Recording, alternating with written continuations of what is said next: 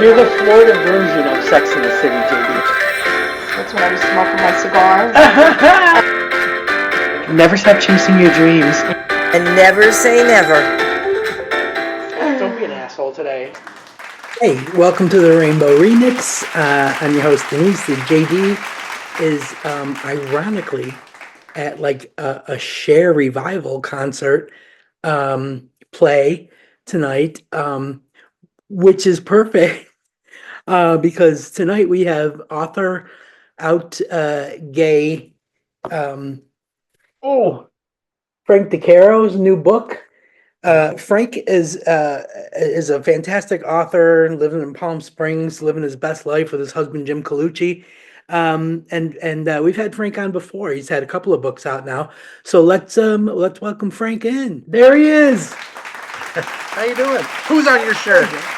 Who's on your shirt? I wore this expressly for you. Oh, it's great. Do you want me to go put my Diana Ross t-shirt on? I could do it too. I knew you'd have one. Yes. Frank, look what came today. Yay! Oh, I love it. Wait, I got it. You got to do a screen grab, but I'll do it with the old-fashioned way here.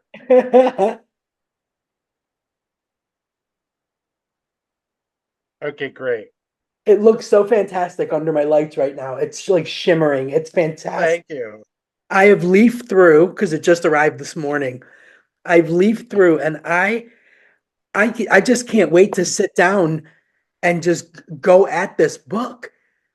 Thank you. Wait, I'm gonna get rid of that noise. Wait a second. So we can't get anyone bothering us. There we go. All right, now we're back. No more ringing, I don't think.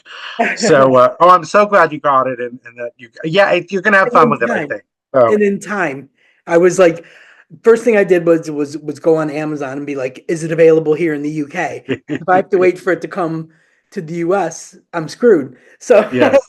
So I was so happy to get it, and I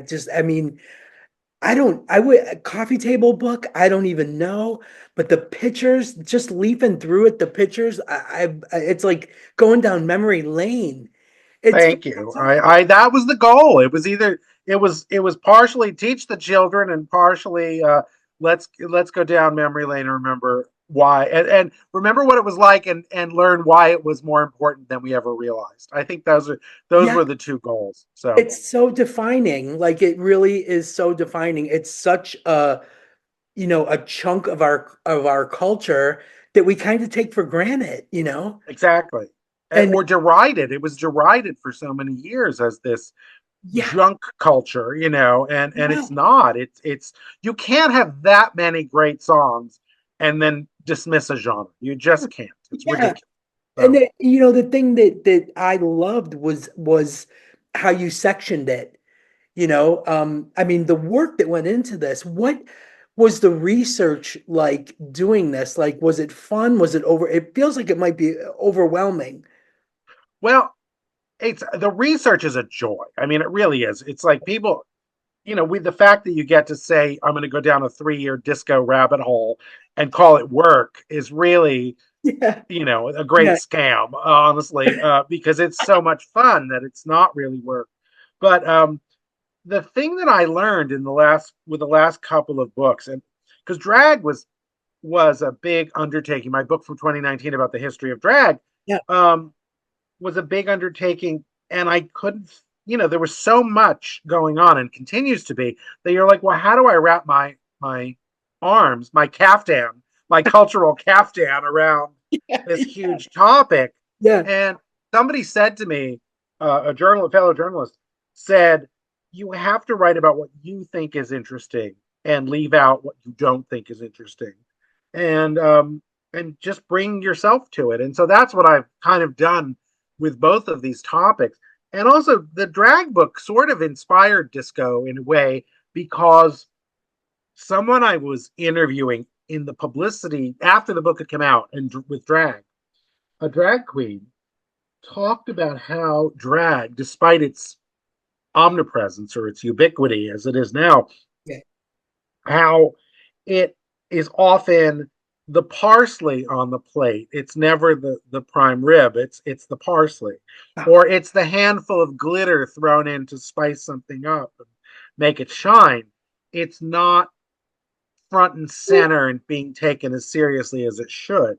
right. And in some ways, when I was looking for another topic, someone said to me, "Well, that's what you do best. You shine a light on things people didn't know they should take seriously."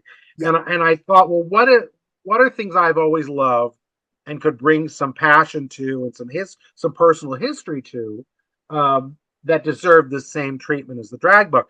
And disco sort of presented itself, and partly because it was so much in the culture and continues to be. The it's disco has finally taken its rightful place in pop culture history without the stigma of disco sucks Yeah, and yeah. disco demolition night, which is where my book begins. um for people who don't know, disco demolition night was an actual night at a stadium in Chicago between two major league baseball teams, at which disco records were blown up by a man in military garb who was a morning shock jock DJ. And honestly, it became a riot. And it was this display. When you look at it now, it's this sort of MAGA rally crossed with a Yeah. monster truck show.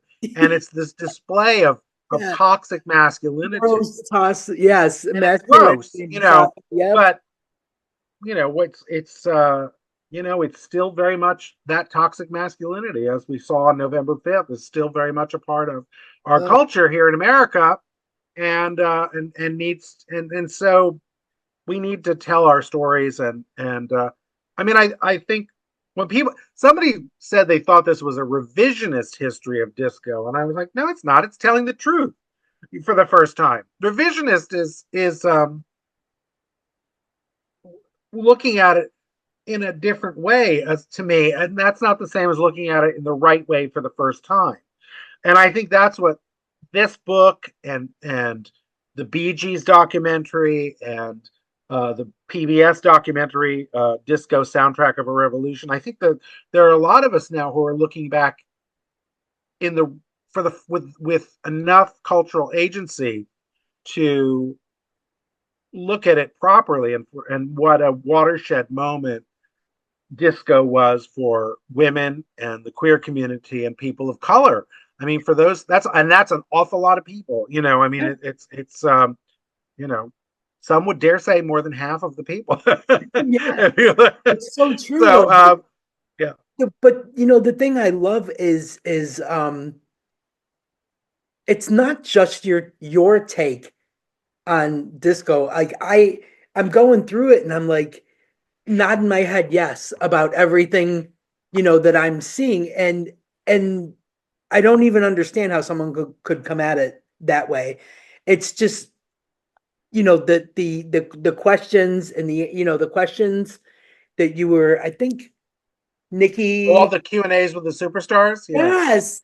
Like, I mean, how do like that's incredible that you got, that much, accumulated and put in there.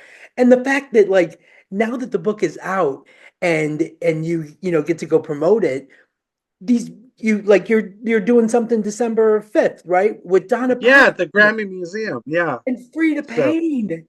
yeah, Like, no, I'm very excited that we're going to do it. We have a bunch of groovy guests who are going to be there, and some who are in the book, some not, um, yeah, but by name anyway. Yeah, it's a chance to sort of keep disco in the conversation or put it back in the conversation, right. um, getting people to reminisce, but also to understand what import it had.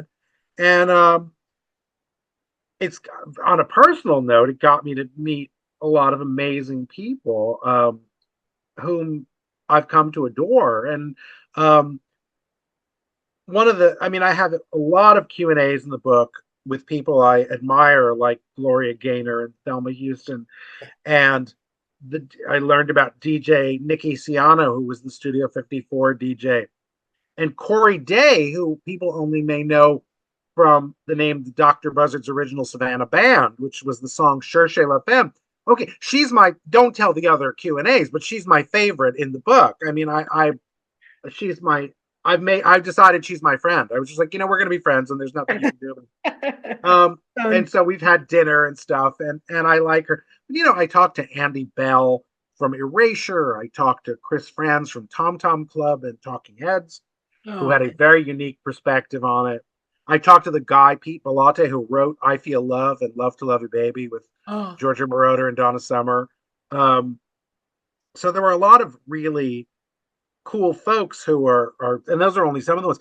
The one that I'm most proud of is the strangest thing to be in there is there's a never before seen interview with Donna Summer that I did in 1999. That's at the end of the book. The last Q&A is Donna Summer. And I flew to Nashville for TV Guide. And I thought when I was starting to do the book, I thought, okay, I'll find that article that I wrote, and I'm sure there'll be great quotes. Well, I went to look, and because she was alive and it was a contemporary story, it was a lot of the quotes were all, I'm right, I love horses, and I'm around horses a lot now, and I love to paint, and my daughter comes home from school, and we get to do this, and it was all this contemporary feel good BS that I didn't care about. And I thought, oh my God, where are the notes for this? And my husband, who said to me, you have to find those notes. And I said, I looked, I can't find them. He said, you never throw anything away. They have to be here somewhere. So I looked and couldn't find any notes. And I thought, I wouldn't have taped the interview, would I have? And then I found a box with a very decrepit micro cassette recorder in it that didn't work. But sure enough, there were 5 or 6 micro cassettes. And it was like Charles Nelson Riley, of course, because I loved him from Match Game, and Dolly Parton, because I'd interviewed her for Out Magazine. And sure enough, there were 2 micro cassettes of my lunch with Donna Summer. And the micro cassette player didn't work. And so I had to go online. And if you go online to buy a new micro cassette recorder player, it's like $300 because they don't make them anymore. They're stupid. No one needs that. It's all digital. exactly. But I bought a used one on eBay, and I put the Donna Summer tape in, the 25 years old now. I'm going, don't break. Please don't break. Please just play one. Right. You just have to play once through. That's all I care about. And I digitized the whole thing and made sound files. And then I transcribed those and edited it down. And so there's a Q&A that no one's seen. And it's all this stuff about her, when she and Paul Jabara, won the Oscar for Last Dance, or when she won it for him. Actually, he got it for Thank God It's Friday. And how the media treated her when she was accused of saying a homophobic joke. And so there's all this juicy stuff and what it was like to write Love to Love You Baby, and what being the queen of disco and how that feels. So there was all this stuff that didn't make the TV Guide interview because it was really, I'm Donna and I live in Nashville and I write songs. It was all that sort of thing. It wasn't really about the music and about her disco career. I mean, she talks about being an inspiration to how Robert De Niro contacted her. And she said, and I loved, she was like, and it wasn't because he had the hots for me. She said it was really just professional because, he's got a thing. Yeah. So he's got a bit of a fetish. But apparently she said he was training for Raging Bull and he was listening to Bad Girls and stuff, and that's what he told. So it's stories like that. And I mean, it kind of blew my mind to be back at that lunch from 25 years ago. But thank God, there are moments when you think, it's good that I don't throw anything out. So exactly. You never know when you're going to need it. Exactly. Yes. And I do think it was sort of divine intervention that I found them. It was so Donna was guiding me to those, especially when you find out. The Donna Summer concert on Apple TV. Like it wasn't available, and then I clicked on it, and it was like to buy this, and I'm like, oh yeah, I'll buy it. Oh, that's great. Well, this was the 1999 VH1 special that she did, and that's why I was writing about it. So it was pretty great. It was very fun to go there and do it. Is she my favorite interview ever? No. Am I blown away by the idea that I've talked to her? Yeah. Yeah, exactly. That from the readers perspective. We're just sitting here gabbing and we're throwing out names like Giorgio Moroder and Donna Summer and all that. These are the people that, you know, that made disco huge, and that at the time, we were scooping up everything we could about them, and then life gets in the way, and now here we are, present time. I still want to know about that. Like, I want to know. I hope there are more people like you that want to know Yeah, about. like I feel like this is like unlocking, core memory unlocked, and then you get to delve into it right there and then. And that's what I'm loving. Like, I'm absolutely loving the names and the faces and remembering what those songs meant and where I was listening to them at the time, and it's just I just love it. It's just like walking down memory lane, but like dancing too. It did, doing the Tony Manero paint can walk down down memory lane. I Yes. was going to say, people have asked me, what's your first disco memory? And I remember we were in a ceramics studio, which I always tell people, I said, okay, rich people throw pottery and make pots. Yeah. Working class people, from my background, you painted ceramics that were these ceramic Christmas trees and these big-eyed keen painting figurines, Figurines, yep. and so I remember sitting painting stuff and listening to Rock the Boat by Hughes Corporation, Yeah. and I was about 11, I think. So it really entered my life at a very young age. And I went to see the Bee Gees in New York City in 1979. And my ticket stub is on like page 4 or 7 or something in there, because I really don't throw anything away. So it's a photograph of my ticket stub. And the woo-woo thing about that is my first event for this disco book was, stick with me on this, 45 years to the hour later. It was September 11th, 2024, and September 11th, 1979. So it was 45 years later to the hour and about 6 or 8 blocks away from each other. So I was in New York City 45 years later talking disco, and there's my ticket stub. And I didn't know it until I sat down to do the program that night and interview Nikki Siano, the Studio 54 DJ, and Corey Day, the singer.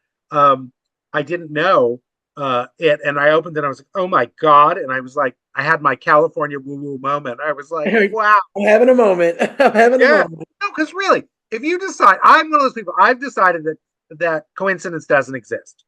And and whether that's true or not, I don't care. But it's like, for me, it doesn't exist. So it makes life more interesting.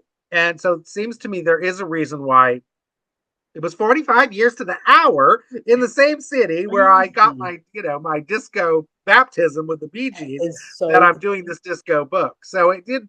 I do think that's kind of wild. It really is. Like, my earliest memory, I can't even pinpoint it, because my mother always had Diana Ross albums. Oh, So that's great. to get me to help clean the house, she would put on the Diana Ross album, and we would just, dance and sing and clean. And it was, we bonded. I mean, like, we had those moments, and that's what I remember the most is the albums, putting the albums on, and then putting the big cans on and sitting this far away. Why I can't hear anymore. That's why, from all that headphone use. Yeah. I was going to say to you, there. Disco, for moments like cleaning the house or grocery shopping. Now you're in the supermarket and they're playing more, and you're shopping for pasta, and but disco has kind of always been there to energize us and to keep us moving forward. And I find that it's still doing that, whether it is at the supermarket or during COVID. I mean, who would have thought that the biggest disco revivalism moment would have come during COVID? Yeah. And it was people like Sophie Ellis Bextor, who did Murder on the Dance Floor, doing kitchen disco. And, and it was like, here's a way for disco music to lift you up during the lockdown, the pandemic lockdown. And how bad Or we needed it. yeah, we needed it. And the way we did during, people say, oh, well, the AIDS crisis killed disco. And it's like, no, it Mhm. kind of killed going out. It didn't kill Yeah, the music because we were using it to buoy our spirits before we went to the hospital to visit a friend who was right. 30 but looked like they were 80, Yeah. and disco just has always been there to uplift us. And I think that that's kind of its job. And I think that it does an amazing job of it. I mean, Yeah. I think Yeah. it handles the task very well, because people say, well, what is disco music? And I always say, well, it's strictly speaking, it's that four on the floor thump thump thump thump. But more figuratively speaking, it's music that the subject matter is uplifting, it's Mhm. empowering, it is about there's no stopping us now. We're feeling good about ourselves. We're going to Yeah. keep feeling good about ourselves. Um, there's songs, it's ain't no stopping us now. Yeah. You Yes. make me feel mighty real. Yeah. Um, Yeah. you know, You know, found a it's the cure. I mean, there are a lot of, it's the yeah, it's about forward propulsion. yeah. And, Yes. But so just enough. Like, yeah, you know what I mean? Like it's the perfect amount of energy, like for me, because like if I go one step more and I'm listening to like house and like right club mixes and music, that's a little too much right now. You know what I mean? It's well, it just does. perfect energy. Yes, because it says some of the music does border on dental drill. It does. I mean, some of it does sound like you're at the dentist and Yeah, and you're like, ow. a little bit. But most of it not. And there's obviously great EDM and great electronic music being made now. But yeah, some of it you listen to and it's like you have to be on drugs to like this. This is crazy. But not But but even not like so much love the classic songs, disc. like even like disco love songs were still, how deep is your love and that kind of Yeah. thing. Still fantastic, still disco, but it's a love song too.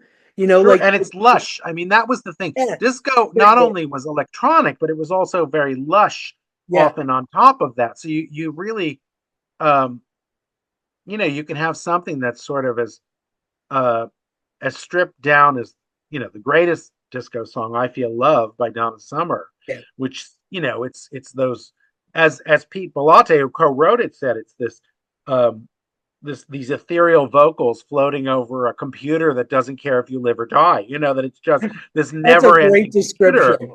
And I was like, because it's like that computer is going to go dum dum dum dum dum dum dum dum till the end of time. It Yep. doesn't care. And there's Yes. Donna singing these gorgeous vocals. So it's got that, but it's also got, you listen to something like Barry White doing "My First, My Last, My Everything." It's just the swelling thing, or "I Will Survive," when after it's that slow start and then suddenly it's huge, or "Don't Leave Yeah. Me This Way" by Thelma Houston. It's, Oh, oh, that's one of quiet, my quiet, oh my all-time. God, here it comes. Yeah. And then there's the giant, that great disco moment. But and there's songs Yeah. today. I mean, I love that Gloria Gaynor got in touch with Miley Cyrus and said to her, "Flowers is the new I Will Survive," and thank you for bringing that message to young women, Isn't particularly that like the now. And crossover? yeah. So Crossover? it's good. That's a very was a very smart move on Gloria's part to point out the similarity of that. Yeah, Um, because you you wouldn't know, think it. Like you wouldn't. not not off the bat. And then you're like, oh wait, it makes Yeah. perfect sense once somebody says it to you. You're like, oh yeah, no, that's really true. Exactly. Um, but I did a lot of playlists for the book, and everyone's going, you have to do a Spotify version of this so that people can listen to Oh your my God. playlist. Yes. So I got to do that. But when I was putting the playlist together, people might say, well, that's not strictly a disco song, but I would argue that something like "Dancing on My Own" by Robin is as much, it scratches the disco itch Yeah. very well. Yeah. So it might, is Yes. it strictly disco? Maybe not. But Right. it certainly is this amazing, worthwhile, I dare you not to get up and dance song, which is all disco really was. It was you're gonna sit there while this is playing? Are you crazy? That's sort of the Okay. I paid subtext you. of disco songs. It's like, Yeah. what are you doing sitting there? Get up. Yep. Those are the So songs that get you up at a wedding.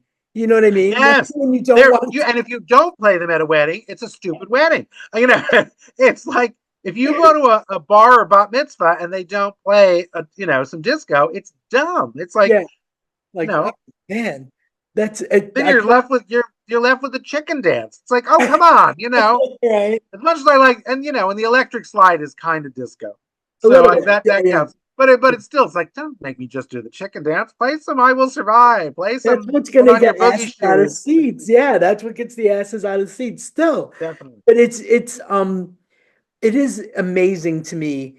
Like I was probably, like you said, maybe about 10, 11, 12 years old, and my mom took me to see Saturday Night Fever, like not really knowing that it was, probably not suitable. Did she wait for the PG version because they were smart enough to release a bit, without the boobies and stuff on the stripper? And there are No, moments that are a little no. soft. So there were No. times, that she was doing that thing with, Yeah, don't look. As they used to say, don't look, Ethel. yeah. Don't look. That was But don't look, you know Ethel. what? I wasn't traumatized at all. I just remember being consumed by the music. So then we had to go. Thankfully, she had a restaurant in a mall and two stores down, record store. So right away to the record store to buy the double album Ugh. and play it continually. And it's just, even now you hear Jive talking or something, and it just, it brings you right back to that moment. And, so few songs do that now, you know, um, maybe Adele, like I can Yeah, remember no, yes. Hello, I have and to say, that was it. I don't know if you know, but Dave Grohl is a huge Bee Gees fan. Dave Grohl from Foo Fighters.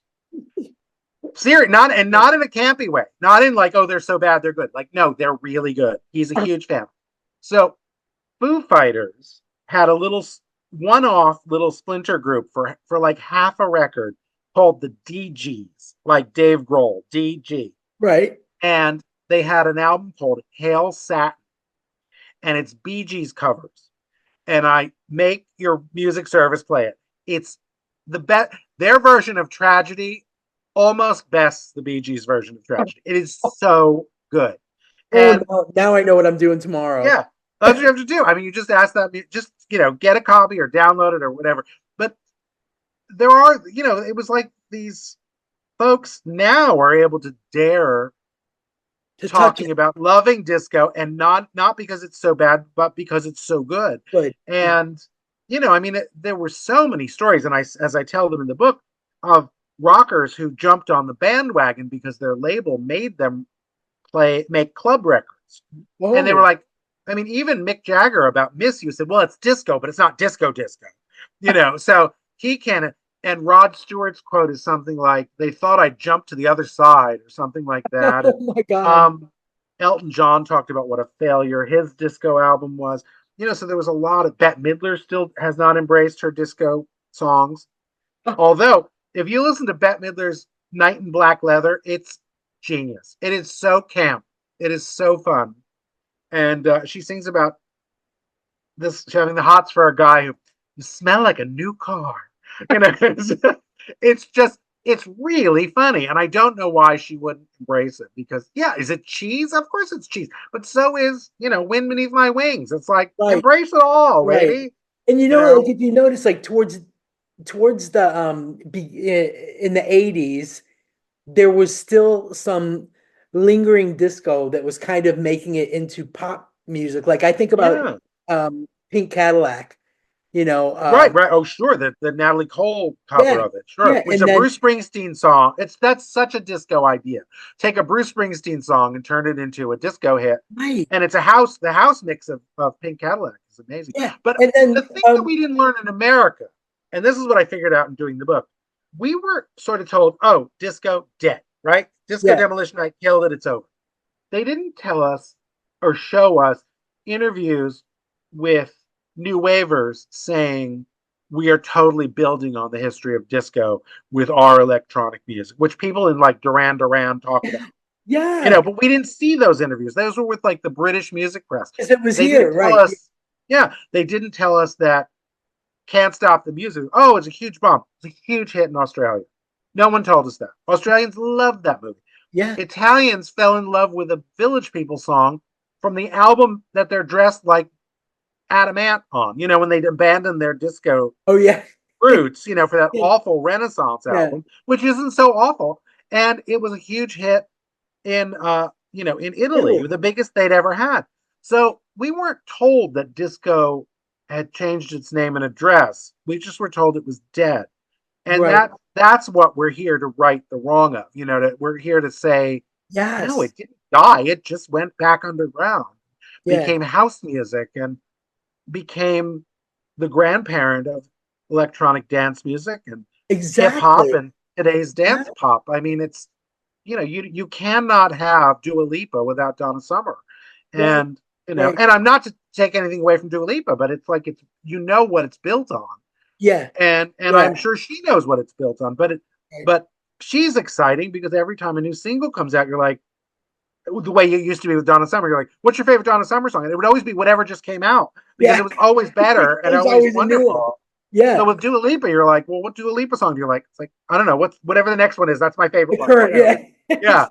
So, I Exactly. think that is, we were kind of told half a story, and Yeah. in America at least, Yeah. and Yeah. I I don't, think like a and lot that's of why we're here to rectify the situation with this book. And yeah. there was a BBC documentary, PBS and BBC documentary called Disco Soundtrack of a Revolution, which is wonderful. Oh, I wonder if I could Bee find Gees that. Bee Gees documentary, How Yeah. Do You Mend a Broken Heart? Yep. Wonderful. Yeah. It's just you get enough cultural agency, which now the queer community has, and the Black community, or people of color, and women.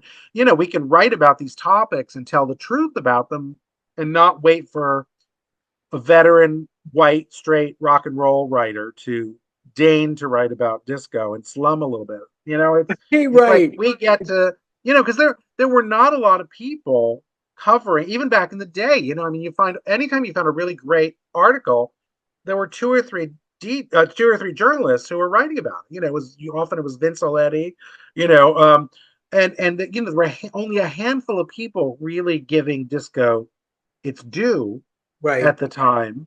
Right. Um, and God love them for it, because they were telling the story they were telling the truth in real time.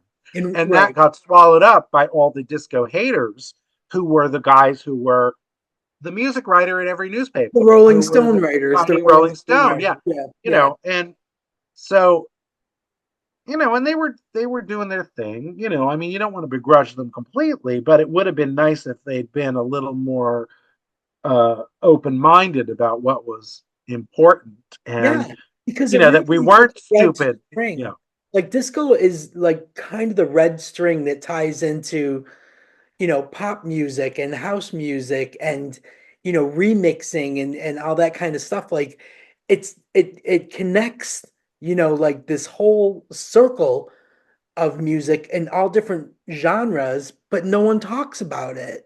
Right. Well, it was No. always like the gay uncle that nobody talked about, or like, don't talk about Uncle Larry, Yeah. that kind of thing. It's like, Yeah. send him a thank you note for the present at Christmas, but we're not inviting him over. And that's the way they treated disco. And so the idea of just sort of giving it its spot. I mean, what I like about telling this story of disco is you're not shoehorning in diversity where there may not have been some. I mean, and we've seen some, I mean, people have tried to talk about, diversity in like the early film history of Hollywood. Well, it wasn't there really. I mean, Yeah. they weren't Oh given the yeah. opportunity. Yep. With disco and this music, if you just tell the truth, it's the most gorgeous mosaic, this diverse, wonderful story of women and Black people and Latin people and queer people creating the vanguard of music. Yep. You're not looking for it. You're not shoehorning. It's just there. If you just tell the story, Oh my it's God. Yeah. gorgeous and diverse. And that was not something we were allowed to do before. I interviewed a guy, one of the architects of house music in Detroit, the techno scene, in the late 80s, much to the chagrin of our music writer at the newspaper that I was working at. He really was like, you shouldn't be telling the story now. it's not a story yet about house music. And one of the guys I interviewed, who was not black, but was a person of color, said the mainstream media is not afraid to be out of touch with what black people like. And I thought that was exactly what my firsthand experience at the newspaper was being told, this is not the time to tell the story. And I was like, if there are best of compilation box sets, it was all vinyl. This was pre-CD, really. Yeah. Or just about when CD was dawning.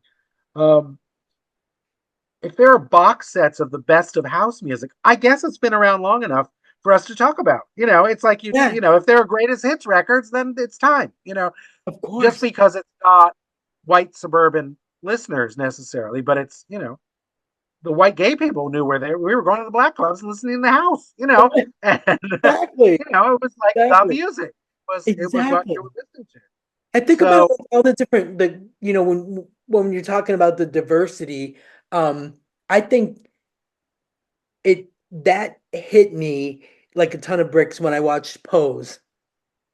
Like that was a whole world I knew nothing about. Like, yeah, I knew drag queens and all that kind of the houses. But I knew nothing, and the dance offs and the walk offs and all that kind of stuff, knew nothing about it. But the way that tied into a period of time, it's the same thing with disco. Like it tied in to a period of time, but it also tied into so many different cultures.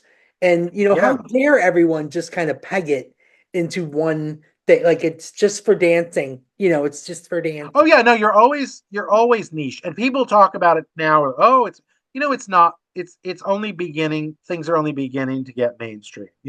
But let's just put it this way: Bianca Del Rio was not in the running for the Tonight Show seat. That does not happen. And until it does, then don't tell me you're not treating us like niche, because you could be the funniest person in the world, but if you're in drag, you're not going to be the everyman. You're not going to get to be it's so true the guy who hosts the Tonight Show. You're just not. You have at this point, if Graham Norton couldn't launch a show on Comedy Central, and he tried, if he is as good he is probably the best late night talk show person in the world. Never at least in the English speaking world. Yeah. If he couldn't get it going in America, it's like what hope is, I don't think he was in the running for the Tonight Show, and he'd have been brilliant. Of course. Yeah. But you could be, if you're James Corden and you're straight but really gay. Yeah. Not really gay like a homosexual, but really fruity acting like I do, like me, but you actually have a wife and children, then you're okay. It's like, but if you actually are a gay person, and then you don't get to be everything. You don't get to be the everyman, and that is still a problem. Yeah, and so disco still gets palmed off as the music of women, blacks, and Latins and queer people. And well, then don't sing it at a Trump rally. Then don't sing it at your bar mitzvah. Don't sing it at every at a baseball game. It's like it's not. It's either you want it or you don't. Yeah, but stop so erasing us. Yeah, you don't. Yeah, you're just like cherry picking the times that you want to drop it into these. Yeah. And also they act like it's not the gay anthem. It is. It's like, oh, come on. I know. What do you think they're doing at the YMCA? Playing paddleball, or something, or pickleball? It's like, no, they're not. Just watching something they were talking about that, and I'm like, he's ruining it with his jerk off dance, and I can't. Let's put it this way: they were not. The YMCA song is not about playing pickleball, but there are pickles and balls involved in the story. Okay, that's the way you have to remove it. But boom! Okay, mic drop. Okay, there we go. But no, it's just silly to me that we act like, oh, it's not a gay thing. It's like, no, and I have a wife in Iowa. Oh, give me a break. It's just so stupid. But honestly, just call it what we have to sort of get out there. That's the challenge of doing all these things. You get out there, and you're just like, no, we're just going to tell the truth for the first time. And it's never been more important, It's and these so true. And kids got to know, Yeah, because I feel like everybody's gearing up to hit the pause button. Like we're gonna have no progress for 4 years. So just hit the pause button, go about your life, and just know we're not moving forward in any way, shape, or form. But it's stuff like this. It's stuff like the book that we can no one can take that away. We can sit and read the book and feel what we want to feel, and you can't stop that.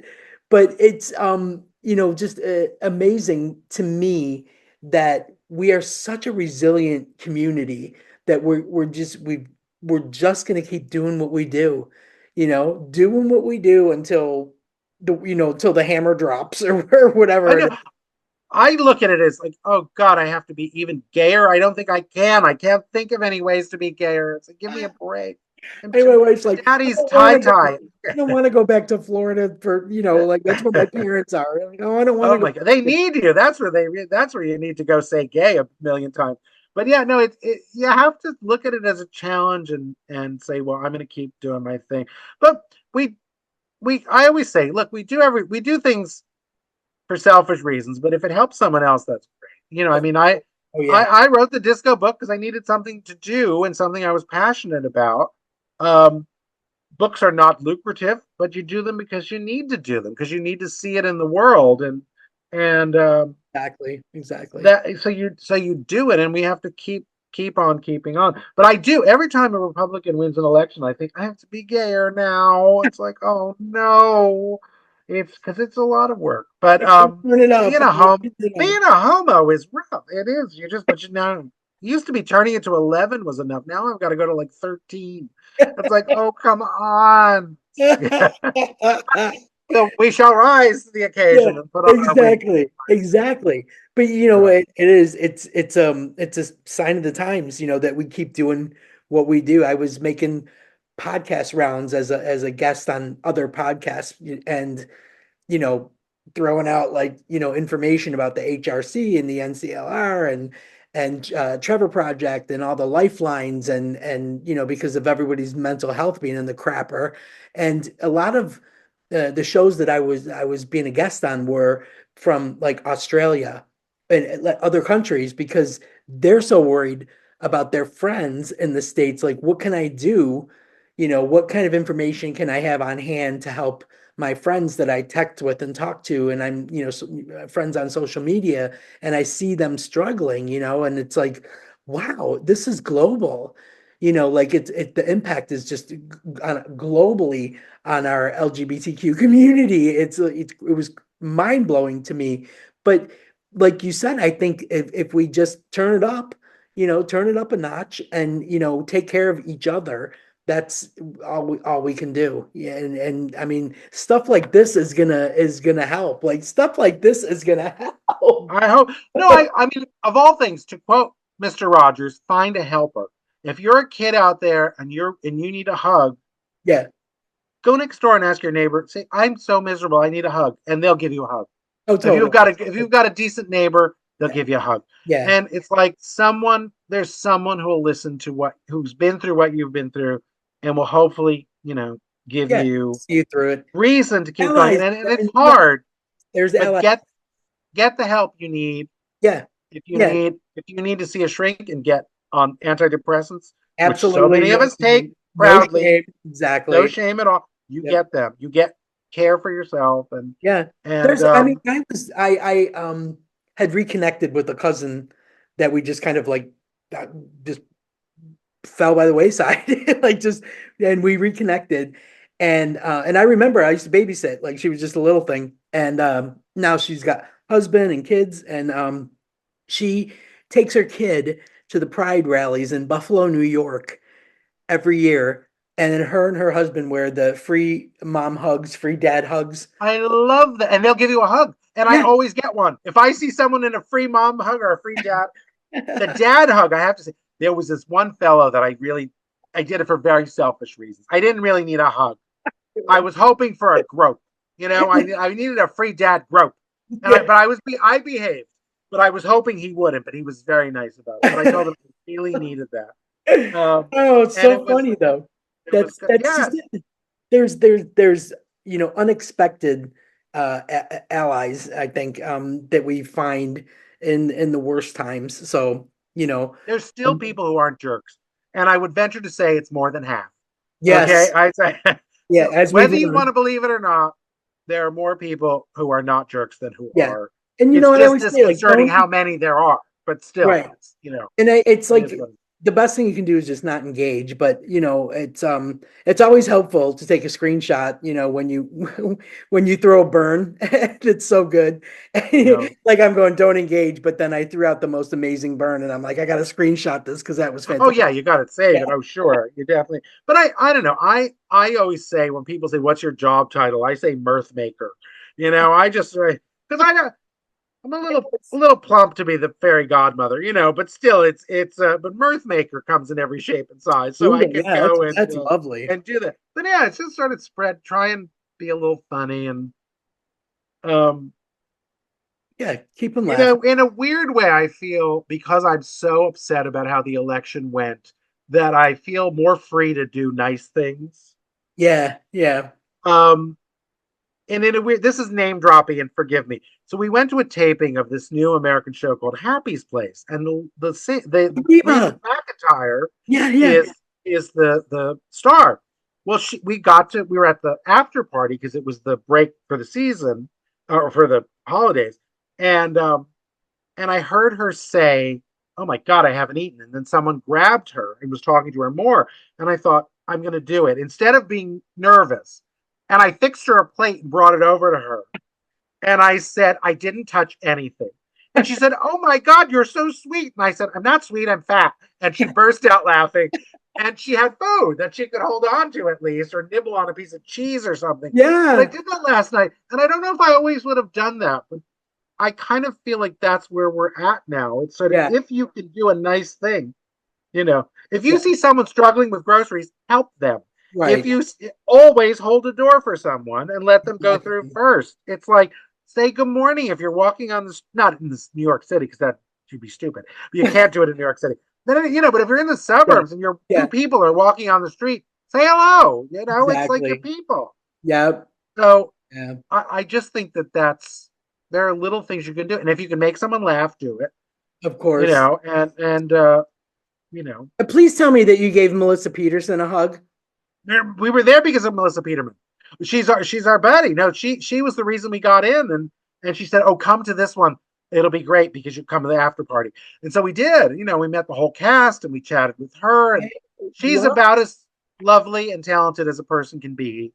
And she's I so tall and pretty, and it's just she she's really got. is There are so many things in that awesome. girl's plus column. My God, she's talented and lovely and hilarious.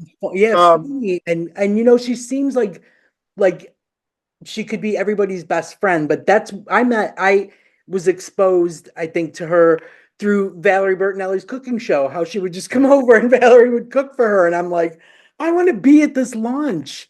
Well, I Like always say that the true icons are people who they're not people you can have lunch with, but they feel like people you could have lunch exactly, with. You exactly. feel like you could go over at 4 in the afternoon and go, "Cher, make me a pot of coffee. I need to talk to you." You do think you could go to Cher's house with a donut, and Yeah, split it with her, yeah, and it's like, you can, but it yeah. feels like it, and that's why I think we like them so much. Yeah, that's I You feel that could way go about shoe shopping with Elton John. It yeah, feels like you and Elton yes, could go. "Oh, I love that. Oh, get those." Yeah, yep, you know.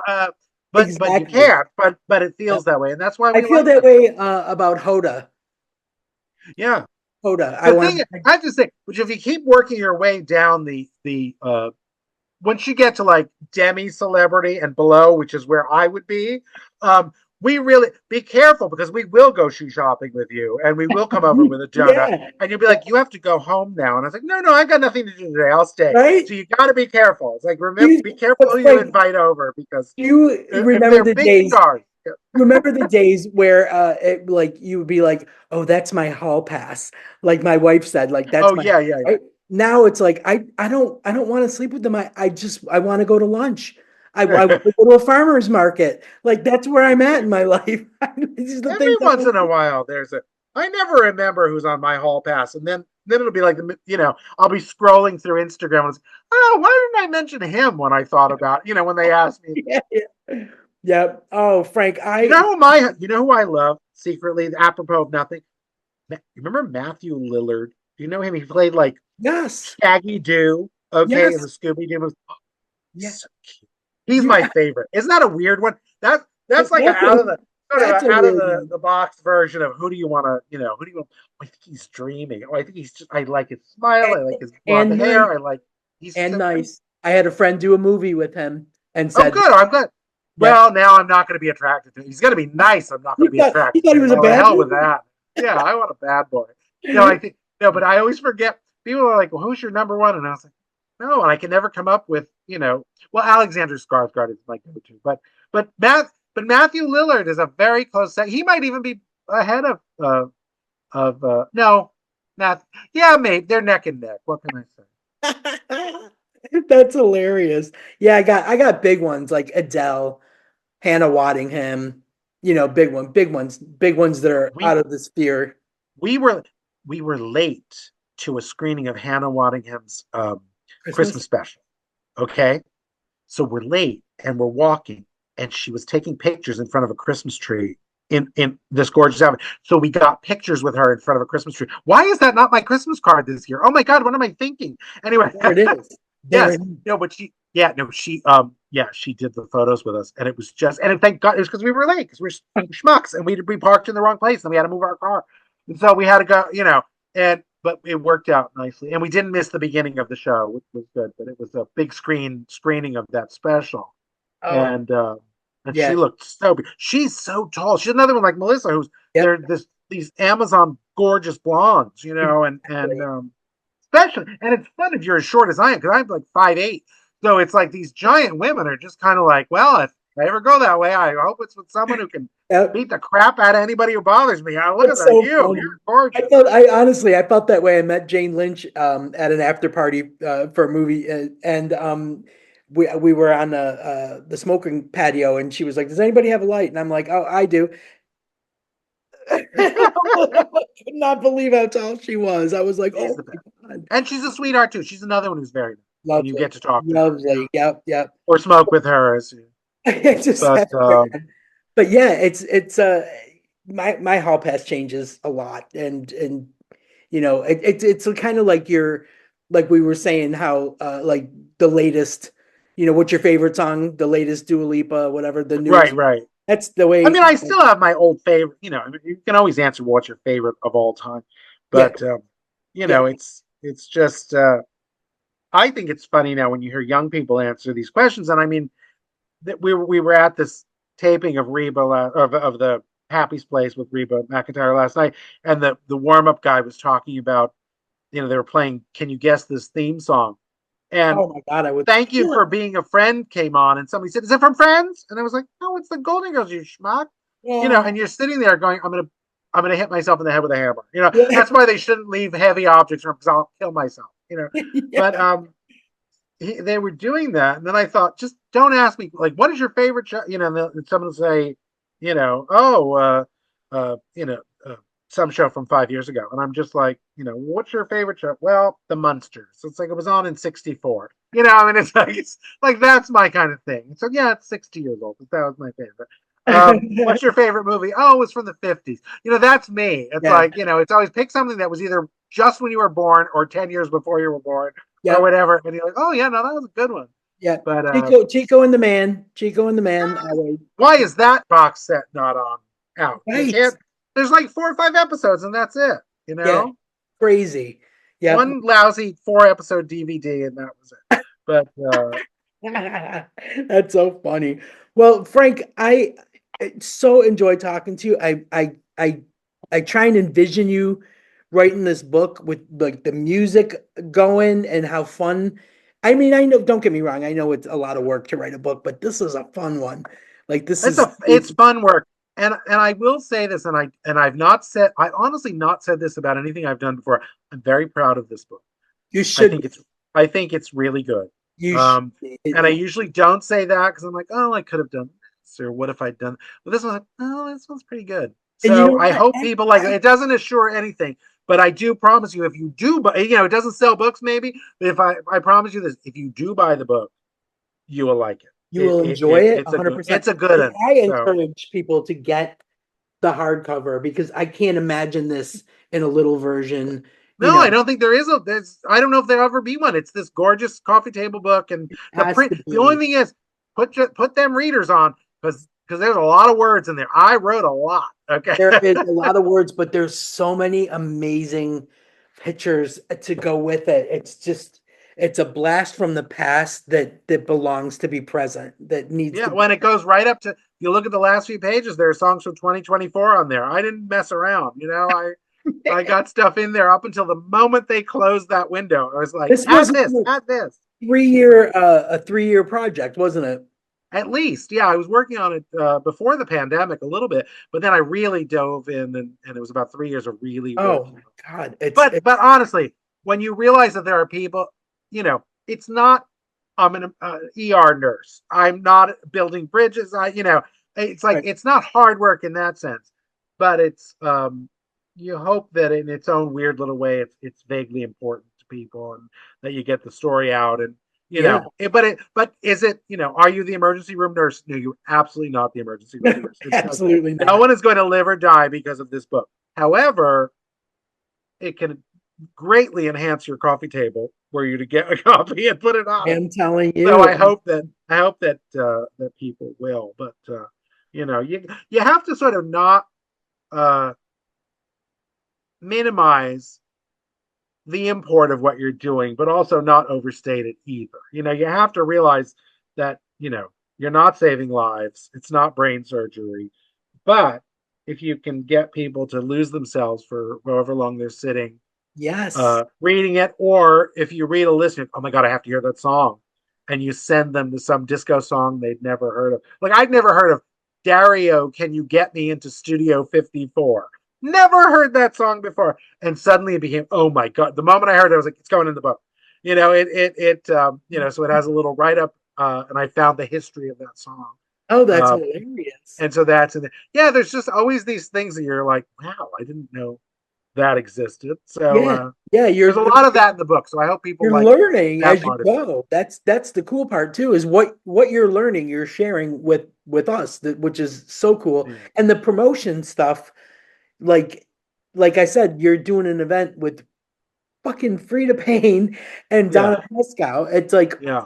what? Like I had such a crush on her. Remember what was the show? What was the show? Angie. Angie. Right. Yes. And like, oh my God. So yeah, from that point on, when I saw that, I'm like, oh, I'm going after Frank. I'm going after Frank. Get Frank on the show. But that'll be a We fun just thing. added one of the original bartenders from Studio 54 is going to sit on the panel with us. Oh my God. And I'm so excited to get to talk. And he's straight. That's what I think is a scream. He's like married and has kids. And yeah, and to a woman and has kids. And so I think he's like, yeah, he said, I felt like I was one of the few straight guys doing it. But it's fun. Hey, um, Alec Baldwin was one of the guys in the balcony at Studio 54 in the little satin shorts when he was a kid. So it was, yeah, he was a I cigarette watched the whole boy. documentary on Studio 54. No one mentioned that. No one He mentioned. talks about it in one of the Studio 54 books. Maybe it might be in Ian Traeger's book. He talks about it. He's like, yeah, your boy Alec here was a cigarette boy for a while up there. And Oh my I God. love, yeah, a lot of stories to be told. Man, that is I Somebody was trying to get a glimpse of his pistol. Let's put it that way. quite sure of that. Yeah, without a Yes. doubt. So yeah, this is just, I mean, it's chock full of good stuff, but it's all about a good time. And I feel like anybody that dives into this is going to come away with a lot more knowledge than they thought they had about disco. Yes. And you can cross people off your Christmas list with just a click. Exactly, exactly. Because we all have that one friend that is going to love this book. Needs that disco book. Yes, Yep. exactly. Or five. Even your five best friends who need that disco book. Yes. That's so Sell, true. sell, sell. Thank you so Oh, much for having me on your show. Frank, I just adore you, man. I every time you're on, I have such a good time, and I love everything you do, every book you write, every time I see a Facebook post, anything. You are the tops. You are the bee's knees, mister. I'm the top. Don't tell my husband I'm the tops. Anyway, Archers, thank you so much. Take care, my friend.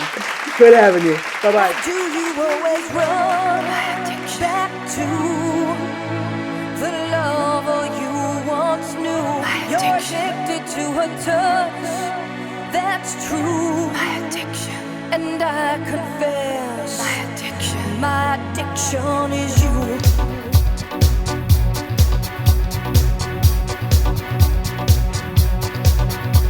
Don't ask me why I'm here tonight. I had to take this midnight drive to find you.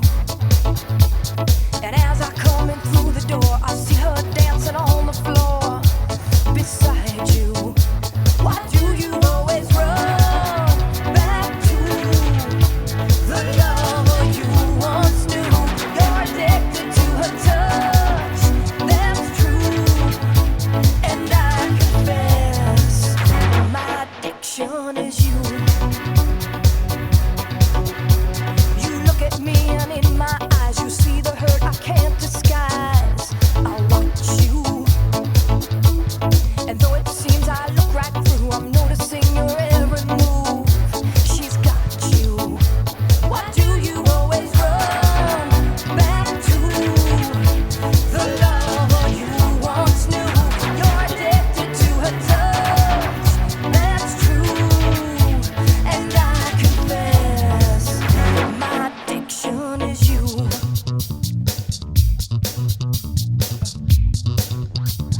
You're my addiction.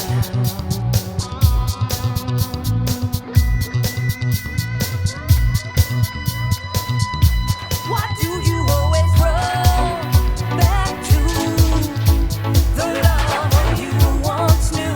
You're addicted to her touch, that's true. And I confess, my addiction is you. I turn away to mask the pain, but jealousy reveals my rage and madness. And knowing you can read my mind consumes me in a shameful kind of sadness. Why do you always run back to the lover you once knew?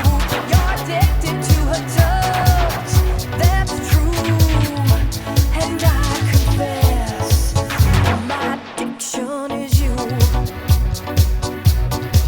You are my drug, my ever waking need. I got you in my blood. You've got me on my knees. Why do you always run back to the lover you once knew? You're addicted to her touch, that's true.